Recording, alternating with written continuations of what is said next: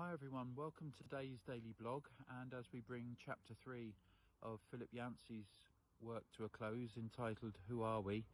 And today it's all about being exposed to God.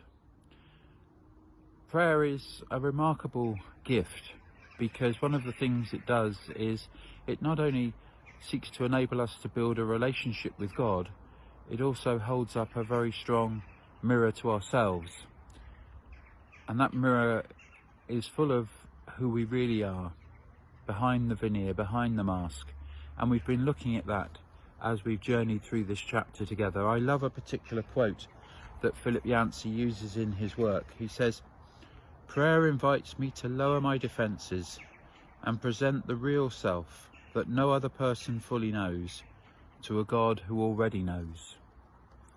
I think one of the things we often think about in prayer is that God needs to be somehow impressed, or we need to offer to God the best part of ourselves. And at one level I understand that, but there's also something truly wonderful about the person who can be really honest to God about who they really feel they are, with all our warts and foibles, all our hurts and pains, and the real self in the real now, whether it's justified or not. It's this person that God seeks to meet. I think sometimes when we wonder where God is in our prayer life and wonder whether he's listening, part of the honesty is actually it's we who are holding ourselves back from him.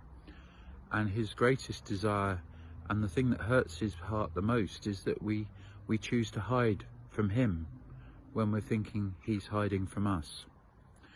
Psalm 103 breaks through all that. It talks about a God who is passionate about overcoming our failings and our foibles. And of course we find that very hard, especially if we haven't had a particularly easy life, where we've spent our whole life maybe with a parent or with others in our lives who spend their time passing comment on who we are.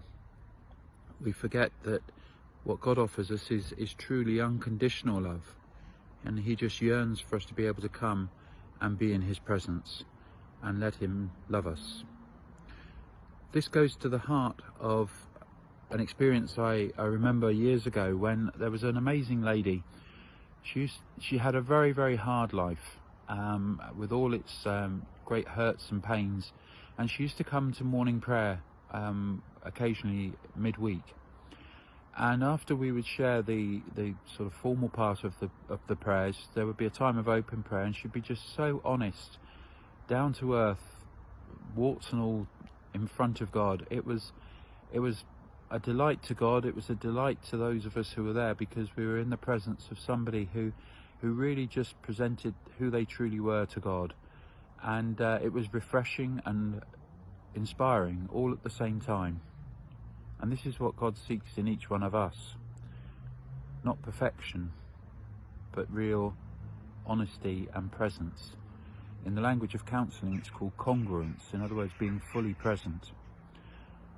And a gentleman called Dietrich Bonhoeffer, who himself was someone who was one of the greatest of thinkers during the Second World War from Germany, and stood up to Hitler and was arrested for it, put in prison, and looked up to by so many.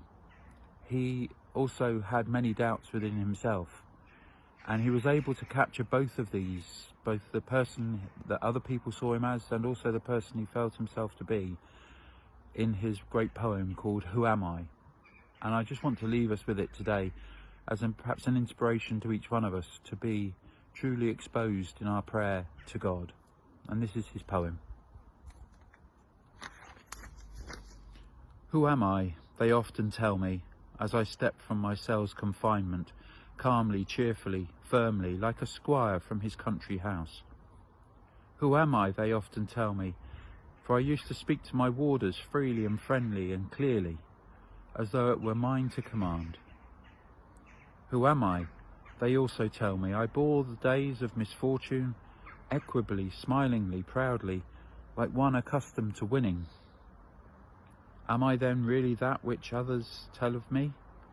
Or am I only what I know of myself, restless and longing and sick, like a bird confined in a cage, struggling for breath, as though hands were compressed around my throat?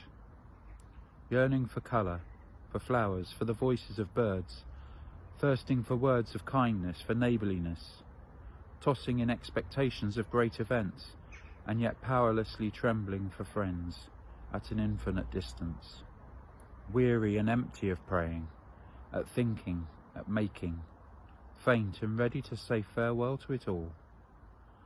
Who am I, this or the other? Am I a person today and tomorrow another? Or am I both at once, a hypocrite before others, and before myself a contemptible woebegone weakling? Or is something within me still like a beaten army, fleeing in disorder from the victory that has already been achieved for me? Who am I? They mock me, these lonely questions of mine. But whoever I am, thou knowest, O God, I am thine. That's a poem that has stayed with me much of my Christian